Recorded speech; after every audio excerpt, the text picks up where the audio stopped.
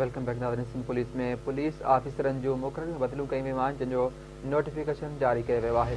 Shaukat खटियाण SP traffic Malir मुक़ररु कयो वियो आहे। सैयद कमर Abbas Rizvi SP traffic central Karachi मुक़ररु कयो वियो आहे। इन हवाले सां लाइन ते मौजूदु आहे कराची खां आमिर सोपरो। जी आमिर, कहिड़ा तफ़सील आहिनि?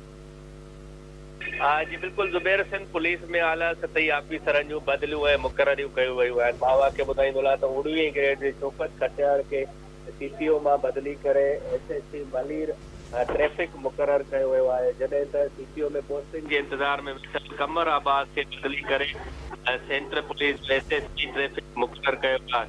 ॿिए तरफ़ एआईजी फारेस्ट अब्दुल क़यूम पतानी खे बदिली करे सीपीओ में रिपोर्ट करण जी हिदायत दी वई आहे।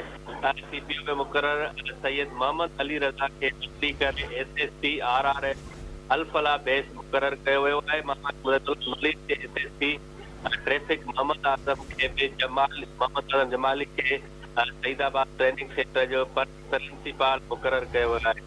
पोस्टिंग जे इंतज़ार में 18 ग्रेड जे ऑफिसर सुहाई अजीज़ के भी सीपीओ मां बदली करे एसएसपी ट्रैफिक मुक़ररु कयो वियो आहे। बल्कि ज़िले कोरंगी जे एसएसपी ट्रैफिक फारूक कंबरीन खे भी बदली करे एसएसपी रज़ाकाबाद सेक्टर जो प्रिंसिपल मुक़ररु कयो आहे। आईजी सिंध पारां नोटिफिकेशन पिणु जारी कयो आहे।